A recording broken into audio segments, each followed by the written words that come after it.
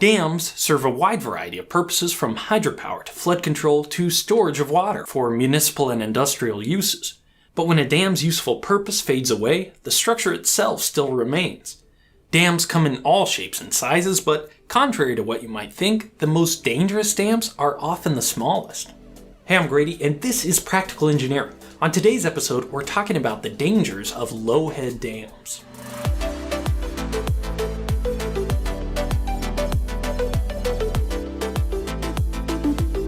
This video is sponsored by Squarespace. Visit squarespace.com/practicalengineering to get a free trial. More on that later.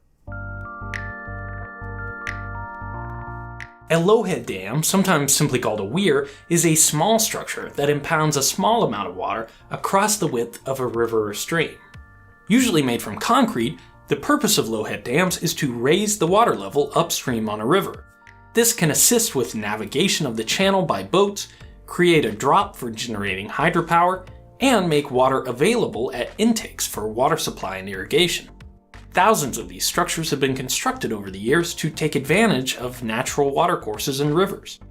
The heyday of low-head dam construction was actually in the 1800s, when mills and factories often relied on water power to drive grinding wheels and other equipment. This was at a time when moving water was the most consistent source of power available in large quantities before the widespread adoption of electricity.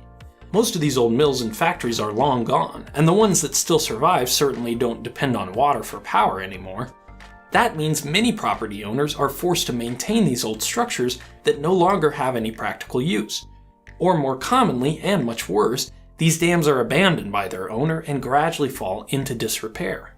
In the US, dam safety regulations focus primarily on the possibility of a dam breaching and causing a flood wave downstream. But because low-head dams are relatively short, a breach poses minimal danger, so most states don't keep track of these small structures.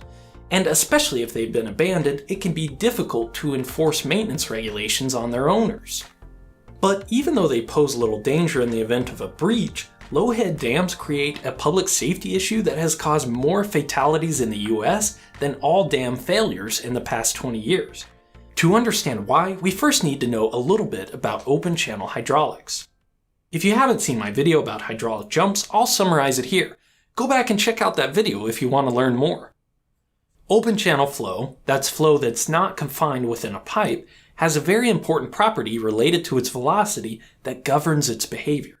Slow, tranquil moving water is called subcritical because waves propagate faster than the flow velocity. Faster moving water is supercritical because the waves move slower than the flow velocity. Anytime a supercritical flow encounters subcritical flow, an interesting phenomenon called a hydraulic jump is formed. Low-head dams almost always have subcritical flow upstream. The flow is deep, slow, and tranquil as it makes its way to the dam. But as the flow passes over the weir, it picks up speed and becomes supercritical. When this supercritical flow transitions back to subcritical flow in the slower moving water downstream, it creates a hydraulic jump, as you can see here in my model. It's easy to see why these types of structures could pose a threat to those using the waterway for recreation. Any location with fast-moving water and high turbulence can be dangerous to swimmers or kayakers, but the location of this hydraulic jump can turn a manageable risk into an almost surefire way to drown. The depth of the flow downstream of a dam is called the tailwater, and it controls the location of the hydraulic jump. In my model, I can adjust the elevation of the tailwater by adding or removing these stop logs. When tailwater is low, the hydraulic jump forms away from the dam.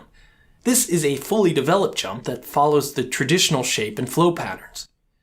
If I send down this piece of wood as a kayak or surrogate, it experiences some turbulence as it passes over the weir and the jump, but it doesn't have much trouble escaping downstream.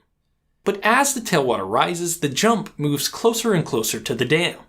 Eventually, if the tailwater is high enough, the hydraulic jump will reach the dam. This condition is called a submerged or drowned jump. It may look fairly innocuous, but this is when things get dangerous. Let's send our kayak or surrogate down to see why. A submerged hydraulic jump creates an area of recirculation immediately downstream of the dam, sometimes called a keeper for obvious reasons. The jet of the hydraulic jump surfaces downstream, causing a boil point. Sometimes this is easy to see, and sometimes it's not. Either way, objects or people will only be able to escape a submerged hydraulic jump if they're able to get beyond this boil point. And any rescuers who approach a submerged jump from the downstream run the risk of being drawn into the hydraulic themselves.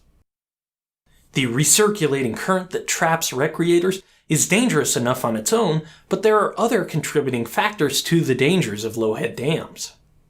These currents also trap large debris between the strong hydraulic forces and the hard concrete surface of the dam, which can batter someone trapped in the keeper.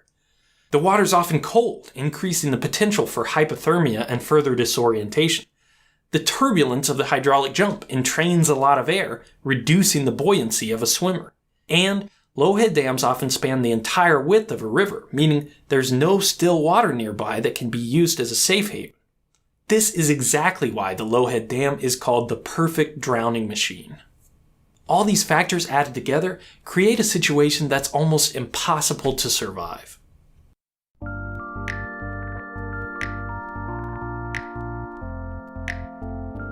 There are a lot of ways to mitigate this issue. The simplest option is just to keep people away from these structures. Some states require that exclusion zones be established to make sure that kayakers safely portage dams instead of trying to run them. Good signage and buoys as warnings can sometimes be enough to keep people safe. Another option is to modify the structure to reduce the potential for recirculating currents. Researchers have proposed various retrofits to existing dams to improve flow conditions when tailwater is high. Of course, the most obvious but also most expensive way to address the issue is to remove these dams altogether. In many cases, they're no longer serving an important role, and removing dams can help restore ecosystems and improve connectivity for aquatic species, in addition to removing a hazard. If you're swimming or paddling on a river with a low-head dam, don't underestimate the danger of these powerful hydraulic forces. Different conditions on the river can dramatically change the behavior of the hydraulic jump, as we saw, so be careful. If you're new to the channel, you might not know that I have a website too. It's got a blog post for each video with extra information, a little bit about me, and a small shop with some t-shirts. When I first started this channel, I knew I wanted to have a website to serve as a landing page, but I didn't want to learn web development or spend a bunch of time writing code. That's why I chose Squarespace 4 years ago and have been using it ever since. I don't have to update or patch anything, the templates look awesome, and if I ever have an issue or question, they have 24/7, 365-day support available to help. This may sound silly, but ever since I first logged on to the internet as a kid, I knew I wanted to have my own website. Squarespace made it easy and simple to fulfill that dream of having my own little corner of the web. Take a look at practical.engineering and let me know in the comments what type of stuff you'd like to see me post there. If you've got an idea to share with the world, Squarespace is offering fans of the channel a free trial at squarespace.com/practicalengineering. Use access code practicalengineering to get an additional 10% off your first purchase. A dream is just an idea that doesn't have a website yet. Thank you for watching, and let me know what you think.